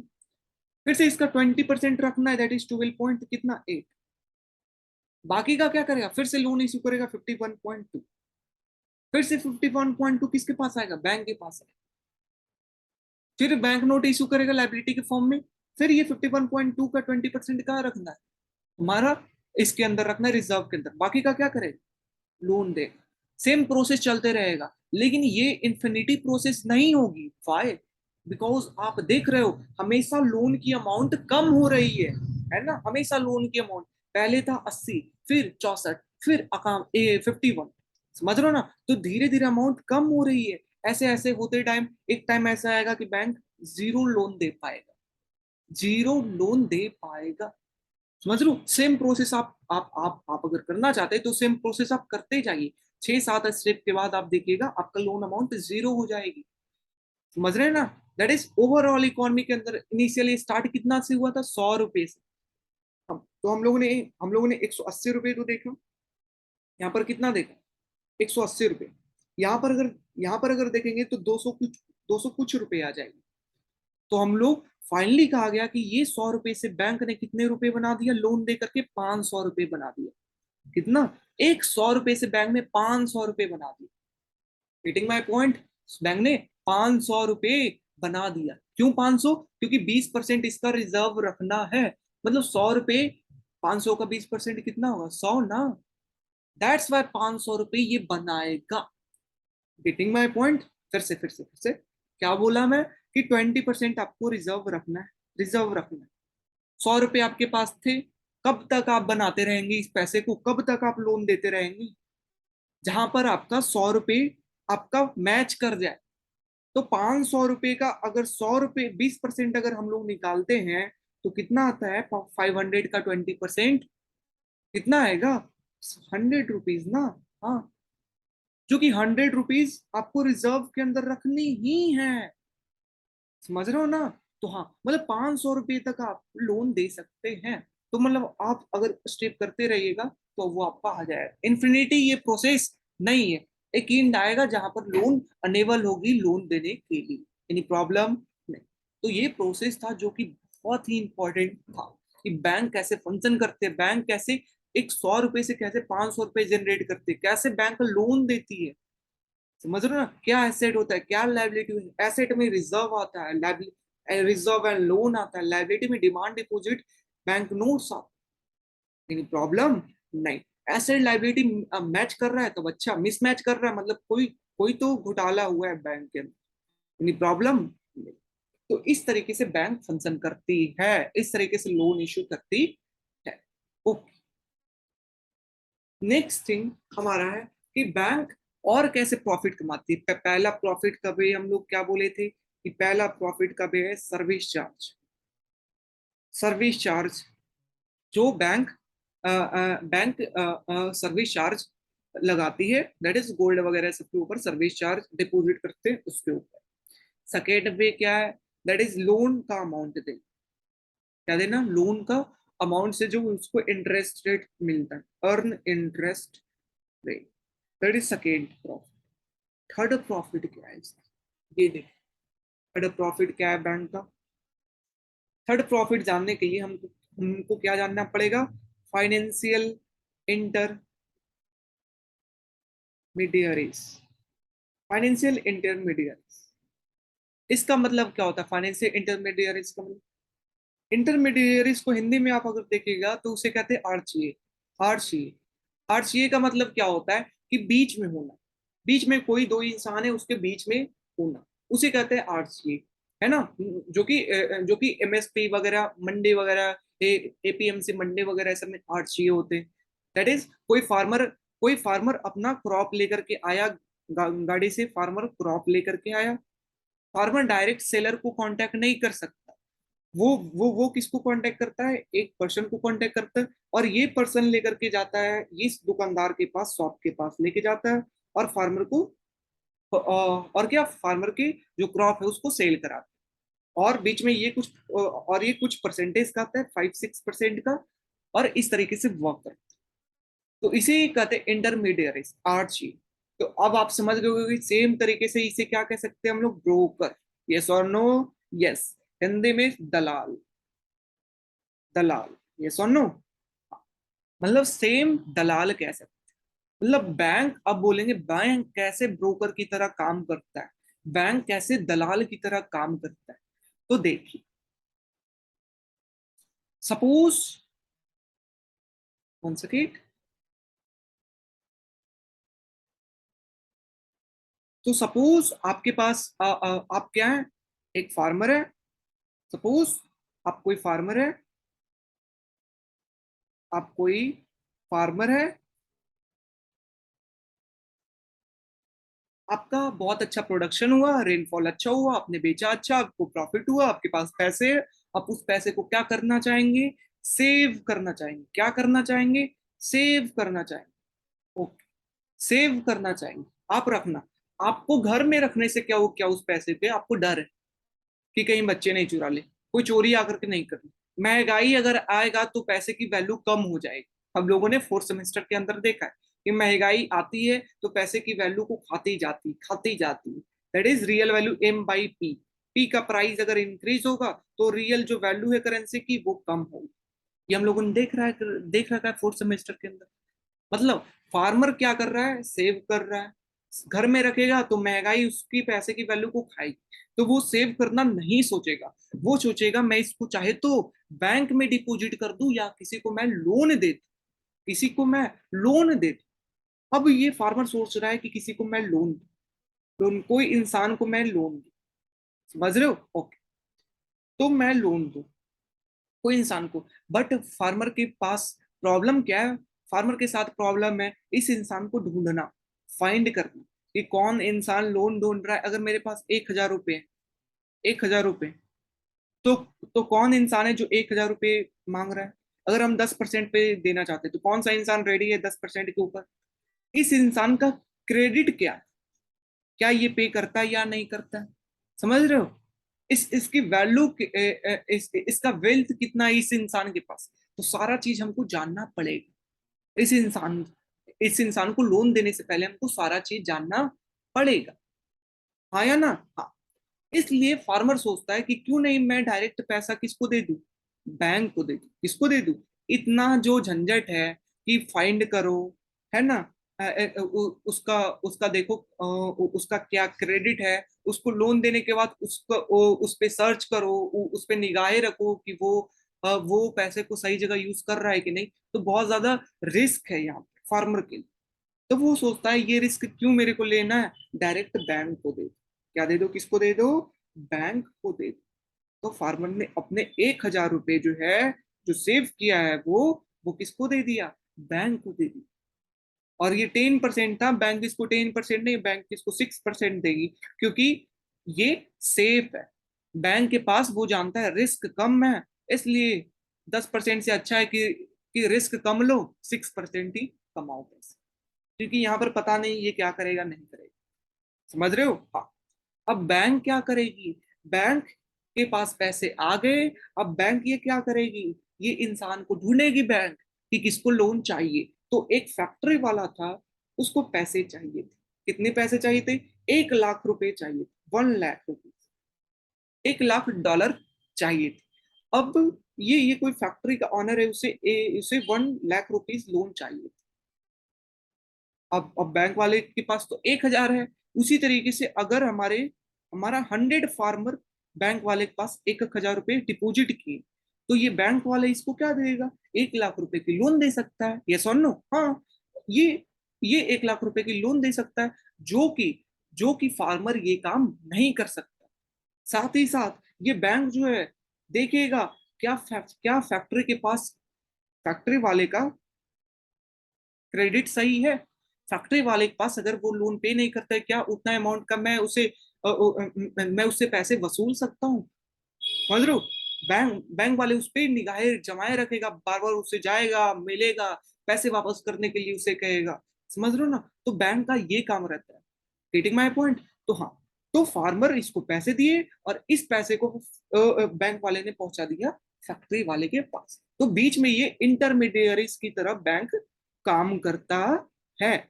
इधर से फार्मर को ये 6% इंटरेस्ट रेट दे रहा है, लेकिन ये फैक्ट्री वाले से 10% इंटरेस्ट रेट चार्ज कर रहा है। कितना, 10% इंटरेस्ट रेट चार्ज कर रहा है। ओके, 6% फार्मर को दी, 10% चार्ज कर रहा है। मतलब बाकी जो बीच का रह गया 10% इसको इसको मिल रहा है, अर्न कर रहा है, और 6% इसको पे करना है। तो बाकी का जो बीच का प्रॉफिट हो गया 4% का, ये कौन कमाएगा, बैंक कमाएगा। कौन कमाएगा, बैंक कमाएगा, इंटरमीडियरीज के फॉर्म में। समझ रहे। अब आपके सामने एक क्वेश्चन आ रही होगी कि बैंक अगर ये काम करता है तो क्यों बैंक बैंक 10% में दे रहा है, इससे अच्छा क्यों नहीं मैं ही जाकर के 10% में दे दूं। बैंक जो 10% में दे रहा है, इससे अच्छा मैं जाकर के 10% में दे दूं। क्यों फार्मर डायरेक्ट नहीं देता, क्यों डायरेक्ट नहीं देता, वाई, ये क्वेश्चन अच्छा है। क्यों डायरेक्ट फार्मर पैसे नहीं देता, बिकॉज पहला चीज, फाइंड करने में दिक्कत आएगी। जो यहाँ पर देखे, फाइंड करने में दिक्कत आएगी। सेकेंड चीज, उसको देखना पड़ेगा, उसको देखना पड़ेगा क्या उसका सही है क्रेडिट या नहीं। फिर फिर तीसरा चीज, उसको बैंक लोन देने के बाद भी उसको बार बार मैनेज करना पड़ेगा। दैट इज, उसको देखना पड़ेगा बार बार कि क्या वो सही जगह पैसे इन्वेस्ट कर रहा है कि नहीं। इसमें बहुत ज्यादा टाइम, पैसा इन्वेस्ट है, साथ में दिमागी प्रॉब्लम इन्वेस्ट है ना। इस कारण ये बर्डन नहीं लेना चाहता है। That's why farmer direct factory वाले को पैसा नहीं देता, बैंक वाले को पैसा देता। यस और नो, यस। तो अब ये चीजों को हम लोग लिख करके देखेंगे। ओके, तो चलिए अब हम लोग लिख करके समझते हैं कि बैंक कैसे फाइनेंशियल इंटरमीडियरीज की तरह काम करता है। तो सबसे पहला बात आता है, फाइनेंशियल इंटरमीडियरीज कहते किसको है। वो हम लोगों ने देख लिया कि बीच में कोई दलाल की तरह काम कर रहा है, थर्ड पार्टी, उसे फाइनेंशियल इंटरमीडियरीज कहते हैं। ओके, तो हम लोग इसका डेफिनेशन लिखते हैं, दैट इज फाइनेंशियल इंटरमीडियरीज। इसे कहते हैं फाइनेंशियल इंटरमीडियरीज, दैट इज, इसे कहते हैं, that is a third party who stand between borrower and lender। समझ रहे हो ना, जो तीसरा पार्टी है, कोई अगर ये बोरोवर है जो पैसा मांगना चाह रहा है, जो जो पैसा उधार लेना चाह रहा है, और ये कोई लेंडर है जो पैसा देना चाह रहा है, लेकिन ये आपस में ढूंढ नहीं पा रहे हैं। इसमें इसमें क्या टाइम लगेगा, कॉस्ट लगेगा ढूंढने में, मैनेजरियल देखना पड़ेगा, इसका क्रेडिट देखना पड़ेगा, इसलिए ये तीसरा इंसान के पास लेंडर जाता है। तीसरा, दैट इज थर्ड। ये क्या होता है, कौन होते हैं, बैंक, जो कि, और ये बैंक किसको देते हैं पैसे, बोरोवर को देते हैं। समझ रहे, सारा रिस्क जो है वो अब बैंक का है, इस लेंडर को नहीं, लेकिन चार्ज ज्यादा करते हैं, तो इसे कहते हैं हम लोग फाइनेंशियल इंटरमीडियरीज। ओके, तो फाइनेंस, अब देखिए बैंक को क्यों फाइनेंशियल इंटरमीडियरीज कहते हैं, because bank are financial intermediaries. क्यों कहते हैं, ये देख रहे हैं, इंटरमीडियरीज बिकॉज दे एक्सेप्ट, देखिए जो हम लोग पढ़ चुके हैं उसी चीज को बस बस हम लोग लिख रहे हैं ताकि नोट्स बन जाए। They accept deposit and lend those fund to borrow, those fund to borrow। मैं आशा कर रहा हूँ कि आप लोग भी अपना शॉर्ट नोट्स बना रहे होंगे, साथ साथ लेक्चर को देख करके आप लोग साथ साथ शॉर्ट नोट्स बना रहे होंगे। ठीक है, तो मैं ये आशा कर रहा हूँ, ये मान करके चल रहा हूँ, मैं एजम्पशन कर रहा हूँ, तो प्लीज, ताकि आपको फायदा हो एग्जाम के टाइम में, बहुत फायदा होगा अपने नोट्स साथ में रिविजन। ओके, हाँ, ओके। बट अब बात आता है कि अच्छा, क्या बैंक, तो क्या आप कहते बैंक दलाल है, ब्रोकर है, तो मैं कहा हाँ, दलाल है। Bank is behave like a broker, bank is behave like a broker, but but but bank broker 100% नहीं है। There is a difference between bank and broker, दोनों काम सेम करता है ना, बीच में आना, कुछ प्रॉफिट कमाना, ये दोनों का काम सेम है, बट बैंक और ब्रोकर का बीच का क्या डिफरेंसेस है, वो देख। ओके, ब्रोकर का काम है कि सिर्फ मिलाना, इसका ये काम नहीं है कि इसका ये काम नहीं है कि नोट्स नोट्स प्रिंट करना या कुछ करना, पैसे पैसे प्रिंट करना, ये सब काम नहीं। लेकिन बैंक मिलाता है, साथ में फाइनेंशियल पैसे भी क्रिएट करता है। यस और no, yes, that is, it create financial financial instrument, ये फाइनेंशियल इंस्ट्रूमेंट क्रिएट करता है। कौन, बैंक अलग अलग फाइनेंशियल इंस्ट्रूमेंट क्रिएट करता है ना। फाइनेंशियल इंस्ट्रूमेंट का मतलब अलग अलग, ये लोन देने का, खुद पैसा भी क्रिएट करता है। बट ब्रोकर का कोई फाइनेंशियल इंस्ट्रूमेंट से लेना देना नहीं, उसका काम है मिलाना। बस सपोज आपको कोई रूम चाहिए, तो रूम चाहिए, आप ब्रोकर के पास गए, ब्रोकर मालिक से मिलाया, कुछ पैसे वो कमीशन लिया, उसको और कोई चीज से लेना देना नहीं। ठीक है, that is, it does not create financial instrument, does not create financial instrument। ठीक है, ओ, अगर हम लोग फिगर के थ्रू देखें, तो ये क्या है हमारा, आ, ये क्या है, तो हम लोग फिगर के थ्रू देखते हैं, थोड़ा समझते हैं। ये बोरोवर, ठीक है, और ये लेंडर, ठीक है, ओके। और ये हमारा क्या, थर्ड क्वेश्चन है, that is third party, that is bank.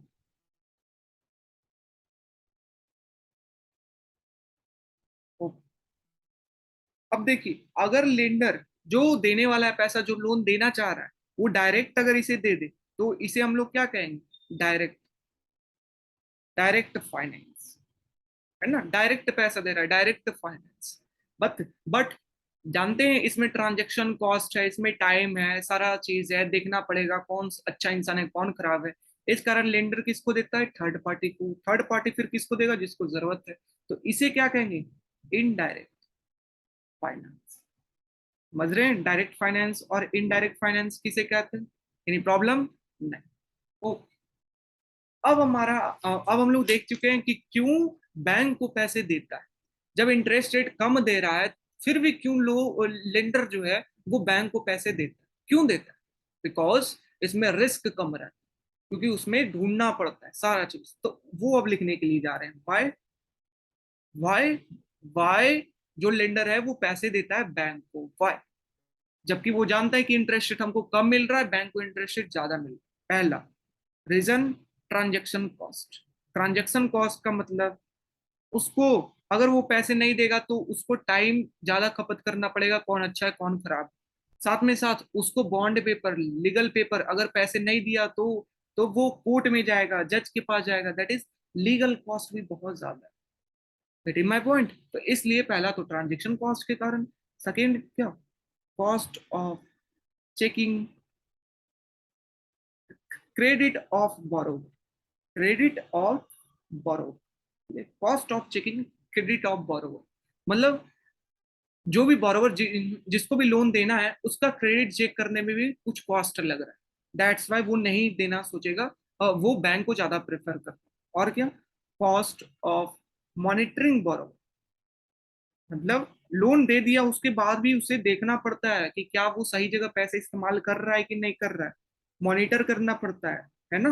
That's why जो है वो बैंक को ज्यादा प्रेफर करता है lender than giving direct finance. That's why lender prefer indirect finance to direct finance. Any problem नहीं, तो हम लोग लिखेंगे दिस आर द रीजन, है ना। That's why lender prefer indirect finance to direct finance. Any problem? तो ये चीज ओके। अब क्या बात है, अब बात है कि हम लोगों ने देखा कि 1,000 रुपये, ये कोई बैंक है, ये कोई फार्मर है, फार्मर। अब ये फार्मर है और ये हमारा क्या था, कंपनी, कंपनी, कंपनी। अब हम लोगों ने देखा कि ये 1,000 रुपये ले रहा है फार्मर से, लेकिन दे कितना रहा है कंपनी को, 1,000 से ज्यादा दे रहा है ना, 1,000 से ज्यादा दे रहा है कंपनी। इससे क्या हो रहा है, प्रॉब्लम क्रिएट हो रही है। किस तरीके की प्रॉब्लम, दो चीजें। पहला चीज, बैंक रप्ट, बैंक रप्ट किसे कहते हैं, और हमारा सेकेंड चीज दैट इज ई लिक्विडिटी किसे कहते हैं, बैंक रप्ट एंड ई लिक्विडिटी किसे कहते हैं। तो देखिए बैंक रप्ट किसे कहेंगे, बैंक रप्ट कहते हैं कि कोई भी बैंक है वो क्या प्रॉब्लम, बैंक के अंदर प्रॉब्लम आ जाना, किसके किसके बीच में, एसेट और लाइबिलिटी के बीच में प्रॉब्लम आ जाना। मतलब जब एसेट और लाइबिलिटी मिसमैच हो जाए, क्या हो जाए, मिसमैच हो जाए, समझ रहे हो, मतलब लाइबिलिटी ज्यादा हो जाए देन एसेट। मतलब लोन ये जो है अपने दोस्त को दे दिया होगा, लोन अपने दोस्त को दे दिया होगा, लोन फ्री में दे दिया होगा, दैट्स वाई उसका एसेट क्या हो गया, कम हो गया। लाइबिलिटी उसको देना क्या है, ज्यादा है, लेना क्या है, कम है। समझ रहे हो, तो इस केस में क्या कहेंगे कि बैंक वो क्या हो गया, बैंक हो गया। देना बैंक को क्या है, ज्यादा है, देन व्हाट, बैंक लेना, बिकॉज ये फ्री में लोन बांट दिया है किसी। एग्जाम्पल 2018 में यस बैंक के साथ हुआ, यस बैंक के साथ हुआ था, बिकॉज बिकॉज एसेट और लाइबिलिटी में मिसमैच हुआ था, दैट्स। बट इलिक्विडिटी किसे कहते हैं, इलिक्विडिटी कहते हैं कि हमें पता है कि हमें पता है कि बहुत सारे लोग बैंक को पैसे देते हैं, और बैंक जो है मात्र 20% का रिजर्व रिजर्व रखा है ना, ये भी पता है कि सिर्फ 20% का बैंक के पास रिजर्व। ओके, अब इस 20, अब अगर अगर कोविड जैसा सिचुएशन आया, कोविड आ गया, कोविड जैसा सिचुएशन आ गया, तो इसके अंदर जो भी लोग हैं वो क्या आएंगे, सभी लोग बैंक के पास आ गए, सभी लोग बैंक से आकर के अपने पैसे का डिमांड करने लगे एक साथ। लेकिन बैंक के पास सिर्फ तो 20% है पैसे, बाकी का तो ये लोन दे रखा है, समझ रहे हो, बाकी का तो ये लोन दे रखा है, 20% है इसके पास पैसे, तो सभी को पैसे बैंक दे पाएगा, नहीं दे पाएगा सभी को पैसे। समझ रहे, तो एक बार मांगने के लिए आ जाए तो सभी को पैसे नहीं दे पाएगा, समझ रहे हो। तो इस केस में क्या करेंगे, इस बैंक को इलिक्विडेट करें, क्या करेंगे, इलिक्विडेट करें, समझ रहे। इलिक्विडेट, इलिक्विडेट का मतलब क्या है कि हम किसी भी बड़े बैंक के साथ इसको इमर्ज करेंगे, मर्ज कर देंगे। किसी भी बड़े बैंक के साथ, एसबीआई के साथ, पीएनबी के साथ हम इसको क्या कर देंगे, मर्ज कर देंगे। तो तो क्या अगर मैं बोलूं इलिक्विडिटी के अंदर क्या क्या बैंक को घटा था? क्या क्या लाइबिलिटी बैंक के पास ज्यादा थी? नहीं। एसेट लाइबिलिटी इलिक्विडिटी के अंदर सेम है। Asset is equal to liability. But problem क्या है कि लोग ज्यादा डिमांड करने लगे, जो रिजर्व था 20% रखना, उससे ज्यादा लोग आने लगे बैंक के पास। That's why create problem. इस कारण से बैंक, बड़े बैंक के साथ उसको मर्ज किया गया। इसे कहते हैं इलिक्विडेट कर दिया गया उस बैंक। बट बैंकरप्ट किसे कहेंगे? जब एसेट और लाइबिलिटी में मिसमैच हो जाए, लाइबिलिटी ज्यादा हो जाए, देना ज्यादा है, डिमांड डिपॉजिट, बैंक नोट्स देना ज्यादा है, देन व्हाट, लेना, लेना वाला पोर्शन में क्या था, लोन, लोन हमको लेना कम है, देना ज्यादा है, बैंक क्या है, घटा में। क्या हो गया, bank bankrupt. Any problem? This is the difference between bankrupt and illiquidity. Illiquidity, फिर से इलिक्विडिटी किसे कहते हैं? 20% रिजर्व रखना है, उससे ज्यादा लोग डिमांड करने लगे। एग्जाम्पल, कोविड के टाइम में ज्यादा लोग डिमांड करने लगे पैसे की, जिसके कारण बैंक के पास नहीं थी। इस कारण बहुत सारे बैंक को बड़े बैंकों के साथ मर्ज कर दिया। Any problem? नहीं। अब बात आता है कि अगर इलिक्विडिटी है, कोई भी बैंक है, उसके पास, हम लोग जानते हैं, हम लोग एजम्पशन लिए थे कि सभी डिपॉजिटर जो है वो एक बार पैसे आकर के नहीं मांगे। ये हम लोगों ने एजम्पशन लिया था। सपोज हमारा एजम्पशन गलत हो, क्या हो गया एजम्पशन हमारा? गलत, गलत एजम्पशन गलत, जो हमने माना था कि सभी डिपॉजिटर एक बार पैसे नहीं मांगे। सपोज कोविड का सिचुएशन आया और सभी डिपॉजिटर पैसे अपने मांगने लगे, और दैट इज निकालने लगे पैसे। इस कंडीशन में क्या करना चाहिए? इस कंडीशन से बचने के लिए बैंक को क्या क्या करना चाहिए, क्या क्या सजेशन होना चाहिए बैंक को, क्या क्या काम करना चाहिए, वो अब देखने के लिए जा रहे हैं।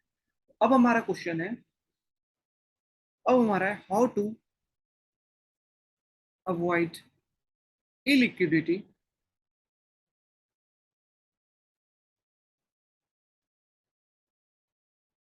while borrowing short and lending long। समझ रहे हो? By borrowing short and lending long, कैसे हम लोग इलिक्विडिटी की सिचुएशन को हटा सकते हैं? बैंक क्या काम करती है कि लोगों से शॉर्ट टर्म में लेती है पैसे। शॉर्ट टर्म में मतलब मैं आपको 2 सालों के बाद दे दूंगा, मैं आपको 2 सालों के बाद पैसे दे दूंगा। बैंक ने किसे लिया? लोगों से लिया, फार्मर से लिया, बैंक ने। बट ये कंपनी को देती है लंबे टाइम के लिए, 10 सालों के लिए ये पैसे देती, 10 सालों के लिए पैसे दे दी। 2 सालों के लिए पैसे ली कि 2 सालों के बाद वापस कर दूंगा, और 10 सालों के लिए किसी और को लोन दे। तब यहाँ पर जब 2 साल के बाद पैसे मांगने के लिए ये फार्मर वापस आएगा, तो बैंक के पास तो पैसे नहीं होगी। वो लोन दे रखा होगा लेकिन उसके पास पैसे नहीं होगी, वो लोन के रूप में दे रखा है, तो उसे क्या लिक्विड, ई लिक्विडेट किया जाएगा। यस और नो? यस। तो इस चीज से कैसे बचना चाहिए कि शॉर्ट टर्म में किसी से पैसे लो और लॉन्ग टर्म में दो, इसे कैसे अवॉइड करना चाहिए, सजेशन बताइए। तो पहला जो है वो हमारा क्या है? Wider diversification, wider diversification, diversified set of depositor, है ना, wider diversified set of depositor. Okay, इसका मतलब क्या है? डाइवर्सिफिकेशन मतलब डाइवर्सिफाइड मतलब अलग अलग क्षेत्र में, अवर अलग अलग क्षेत्र में काम करना। डाइवर्स का मतलब ये होता है, मतलब अलग अलग लोन प्रोवाइड करना, अलग अलग टाइम पीरियड का लोन प्रोवाइड करना, है ना। दैट इज सिर्फ लॉन्ग टर्म में लोन नहीं देना, 1 साल के लिए भी लोन दो किसी को, 2 साल के लिए भी लोन दो किसी को, 6 मंथ के लिए भी किसी को लोन दो, किसी को 5 सालों के लिए भी लोन दो, 10 सालों के लिए भी लोन दो। समझ रहे हो? तो सभी होना चाहिए, सिर्फ लॉन्ग टर्म नहीं, अलग अलग डाइवर्सिफाई लोन। Any problem? नहीं। ओके, समझ रहे हो? और क्या, साथ में लोन दो, साथ में डिपोजिटर से। सिर्फ ऐसा नहीं कि डिपोजिटर को बोलो मैं 2 साल में तुमको पैसे वापस दे दूंगा। ऐसा डिपोजिटर से भी पैसे लो ताकि उसको 10 साल में वापस दो, किसी को 20 साल में दो, किसी को 25 साल में वापस पैसे दो, 5 साल में वापस दो। समझ रहे हो ना? तो ऐसे डिपोजिटर का भी वाइडर डाइवर्सिफाइड होना चाहिए। Getting my point? ताकि ताकि सभी कोई एक बार पैसे नहीं मांगने आते जाए, वो 10 साल के बाद आए, 20 साल के बाद आए, 30 साल के बाद आए। इस तरीके से लिक्विडिटी को खत्म कर सकते। और क्या चीज है? Several line of credit. Several line of credit मतलब इसका मतलब क्या है कि अगर एक बार पैसे मांगने के लिए आ गए तो आप अलग अलग बैंकों से दोस्ती करके रखो कि वो उस टाइम आपको पैसे प्रोवाइड कर दे, उस टाइम आपको क्रेडिट प्रोवाइड कर दे, पैसे प्रोवाइड कर दे। समझ लो, अलग अलग बैंक के साथ फ्रेंड फ्रेंड बना करके रखो, ताकि अगर एक बार आ जाए तो वो आपको पैसे दे दे, और कुछ इंटरेस्ट रेट पर, और आप उनको फिर जिनका पैसा है, वो डिपॉजिटर को आप दे देंगे पैसे, है ना? हाँ। तीसरा, small that is small number of long term loan। small number of long term loan मतलब लंबे टाइम के लिए लोन ज्यादा नहीं दीजिए। समझ रहे हैं ना? क्योंकि आपने लिया है शॉर्ट टर्म में, आप लोन दे रहे हैं ज्यादा लॉन्ग टर्म में, तो आप क्या हो जाएंगे, इलिक्विडेट आपको करना पड़ेगा। इसका लिए लॉन्ग टर्म लोन ज्यादा अमाउंट में नहीं दीजिए। समझ रहे हैं ना? मिनिमम अमाउंट में दीजिए, ज्यादा नहीं, कुछ परसेंटेज में दीजिए। That is small number, any problem नहीं। बिकॉज आपने लिया है शॉर्ट टर्म में। अगर आप लोन लोन लोन देंगे लॉन्ग टर्म में, तो आपसे पैसे जब मांगने के लिए आएंगे शॉर्ट टर्म में, तो आपके पास होगा ही नहीं, तो आपको ई लिक्विडेट करना पड़ेगा। इस कारण लॉन्ग टर्म का लोन कम दे, कम दे। यस और नो? यस। फोर्थ चीज, that is purchase government bond. Purchase government bond. Government bond क्या होता है, ये देखना। गवर्नमेंट क्या करती है, बॉन्ड इशू करती है। बॉन्ड इशू करने का मतलब क्या है, ये गवर्नमेंट है और ये कोई कंपनी, तो गवर्नमेंट बॉन्ड इशू करती है कि आप मुझे पैसा दीजिए। क्या दीजिए? आप मेरे को पैसा दीजिए, पैसा, और मैं आपको क्या दूंगा, बॉन्ड दूंगा, जिसपे लिखा हुआ रहेगा कि 10 सालों के लिए 4% का इंटरेस्ट रेट पे आपसे मैंने पैसा लिया है। समझ रहे हो? तो इस तरीके से गवर्नमेंट बॉन्ड इशू करती है। अब गवर्नमेंट के द्वारा है, मतलब अच्छा अच्छा अच्छा एंटिटी के द्वारा है, मतलब इस चीज को कहीं भी यूज कर सकते हो। समझ रहे हो ना? मतलब रिस्क कम है, तुम कहीं भी इसको बेच सकते हो, कहीं भी इसको सोल्ड कर सकते हो इस गवर्नमेंट बॉन्ड का। जब भी तुमको पैसे की जरूरत है तो तुम किसी कंपनी को सोल्ड कर दी इस गवर्नमेंट बॉन्ड को, और तुम पैसे ले सकते हो और अपने डिपॉजिटर को पैसे वापस कर सकते हो। गेटिंग माई पॉइंट, यस और नो? यस। तो मतलब गवर्नमेंट बॉन्ड भी परचेज करके रखो, ताकि तुम्हारा जब सभी एक बार पैसे मांगने के लिए आ जाए, तो आप गवर्नमेंट बॉन्ड को किसी भी कंपनी, किसी भी आदमी को बेच करके आप उससे डिपॉजिटर को पैसे दे सकते हो जो मांगने के लिए आए। समझ रहे? तो ये 4 सजेशन है। पहला, wide diversification set of depositor. मतलब डिपॉजिटर डिपॉजिटर अलग अलग रखिए। मतलब 10 सालों में उनको चाहिए, 20 सालों में चाहिए, 3 सालों में चाहिए, 5 सालों में चाहिए। सेवरल लाइन ऑफ क्रेडिट, अलग अलग बैंक के साथ दोस्ती करिए, लॉन्ग टर्म लोन कम दीजिए, गवर्नमेंट बॉन्ड को परचेस ज्यादा करिए। तो इस तरीके से हम लोग इलिक्विडिटी को खत्म कर सकते हैं। मतलब जो कंपनी लोन ज्यादा दे रही है, ठीक है, और लोग इंस्टेंट में तुरंत आ गए मांगने के लिए, रिजर्व से ज्यादा लोग आ गए, तो इलिक्विडेट करना पड़ता है, उसको ऐसे खत्म कर सकते हैं। ओके। ओके। अब हमारा आता है, अब हम लोग लास्ट ऑफ ऑल बात अगर करें, दैट इज कंक्लूजन अगर निकाले हम लोग, तो बैंक का फंक्शन क्या है, what is the function of bank. अब हम लोग, दैट इज कंक्लूजन आज के लेक्चर का, what is the function of bank. तो बैंक का क्या फंक्शन है हमारा? सबसे पहला फंक्शन है बैंक का बोरोविंग शॉर्ट, है ना? बोरोविंग शॉर्ट मतलब शॉर्ट टर्म में वो बोरो करता है, बट लेंडिंग लॉन्ग। समझ रहे हो ना? लेंडिंग लॉन्ग मतलब 1 सालों के लिए ये पैसा लिया बैंक ने, और 10 सालों के लिए पैसा कंपनी को दिया। 10 ईयर्स के लिए पैसा दिया कंपनी, किसने? बैंक ने। तो ये पहला काम, दैट इज जो फंक्शन है बैंक का। सेकेंड फंक्शन क्या है? That is pooling small depositor small depositor into large loan, into large loan. मतलब ये 1,000 रुपए 1,000 रुपए डिपोजिटर से ले रहा है, लेकिन लोन कितना का दे रहा है? 1 लाख रुपए का दे रहा है। समझ रहे हो? 1,000 रुपए, 1,000 रुपए इसने लिया लेकिन लोन कितना का दिया, दैट इज 1 लाख का लोन दिया। ओके, थर्ड थर्ड चीज, थर्ड हमारा क्या है, दैट इज डाइवर्सिफाई रिस्क। मतलब रिस्क को क्या कर देता है, डाइवर्सिफाई कर देता है। पहले क्या था, आम इंसान के लिए लोन देना क्या है, मुश्किल चीज है, रिस्क है ना, कॉस्ट है, कॉस्ट है, हो सकता है हो सकता है वो इंसान पे नहीं करे। आम इंसान के लिए क्या है, रिस्क। तो इस तो वो क्या करता है, रिस्क को डाइवर्सिफाई कर देता है, समझ रहे हो ना। तो ये चीज, fifth one, that is economise transaction cost. जो इंसान को ट्रांजेक्शन कॉस्ट लग रहा था जब वो खुद से काम कर रहा था, तो उसको टाइम, लीगल कॉस्ट, समझ रहे हो ना। तो ये ट्रांजेक्शन कॉस्ट था इंसान के लिए, फाइंड करना किसको लोन देना है, वो चीज को हटा देता है बैंक, है ना। दैट इज इकोनोमाइज, कम कर दे। Getting my point. तो ये सब फंक्शन है बैंक का। पहला, बोरो करेगा शॉर्ट में, लेंड करेगा लॉन्ग में। दूसरा, स्मॉल डिपोजिटर से लेगा और मतलब 1,000 रुपए लेगा, 1 लाख रुपए देगा। तीसरा, रिस्क को डाइवर्सिफाई कर, है ना। रिस्क को मतलब किसी को 1 लाख रुपए दे रहा है, किसी को 10 लाख रुपए दे रहा है, समझ रहे हो ना। कोई कोई बोरोवर से ले रहा है 1,000 रुपए, दे रहा है 10 लाख रुपए। बोरोवर को के लिए रिस्क था, मतलब जो लोन देना चाह रहे थे उनको बैंक के बिना रिस्क था, लेकिन बैंक क्या करता है, वो रिस्क को कम कर देता है, डाइवर्सिफाई कर देता है। गेटिंग माई पॉइंट था।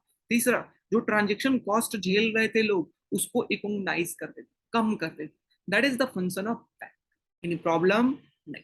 तो आज का हमारा ये लेक्चर रहा, जिसके अंदर हम लोगों ने देखा कि बैंक कैसे अराइज किया, बैंक का फंक्शन क्या था, है ना। ये तो आज हमारा ये पूरा लेक्चर रहा।